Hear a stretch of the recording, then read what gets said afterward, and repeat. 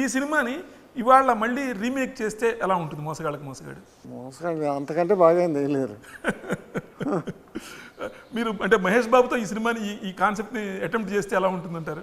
చేయనన్నాడు, ఒక స్టేట్మెంట్ ఇచ్చారు.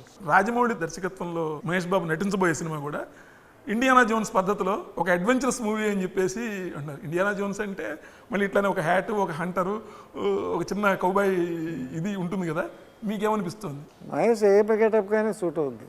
మహేష్తో పాటు రమేష్ గారు కూడా ఈ సినిమాల్లో చేశారు కదా. ఇప్పుడు మీ వారసులందరూ వచ్చినట్టే, మీ నెక్స్ట్ థర్డ్ జనరేషన్ కూడా వస్తుందని చెప్పేసి వింటున్నాను. మీ మనవాళ్ళు అశోక్ యాక్ట్ చేస్తున్నాడుగా, అది పూర్తయిపోవచ్చింది కూడా. ప్రియదర్శిని పిల్లలు ఇద్దరు కూడా చాలా బాగుంటారు. ఓకే, వాళ్ళు కూడా ఆల్రెడీ డ్యాన్స్ గేమ్స్ అంతా నేర్చుకున్నారు. వాళ్ళని మీరు ఎంకరేజ్ చేస్తుంటారా చేయడానికి? వాళ్ళకి ఎప్పుడైనా మీరు సలహాలు సూచనలు ఏమైనా చెప్తుంటారా? అంటే ఇలా వాళ్ళు మరీ చిన్నపిల్లలు, వాళ్ళకి ఇప్పుడు ఏం తెలియదు, వాళ్ళకి వాళ్ళు చేయటమే తెలుసు అంతే.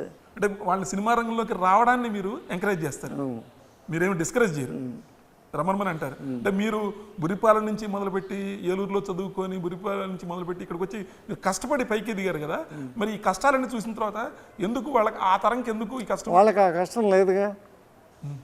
వాళ్ళకి మనకి ఛాన్స్ రావడానికే మనం కష్టపడ్డాము, ఏం వస్తుందో రాదో అన్నట్టు. మీరు చిన్న చిన్న వేషాలు కూడా వేశారు 11 ముందుకు లాంటి సినిమాల్లో. అవును, 11 ముందుకు కులగోత్రాలు 2 సినిమాల్లో చేశాం.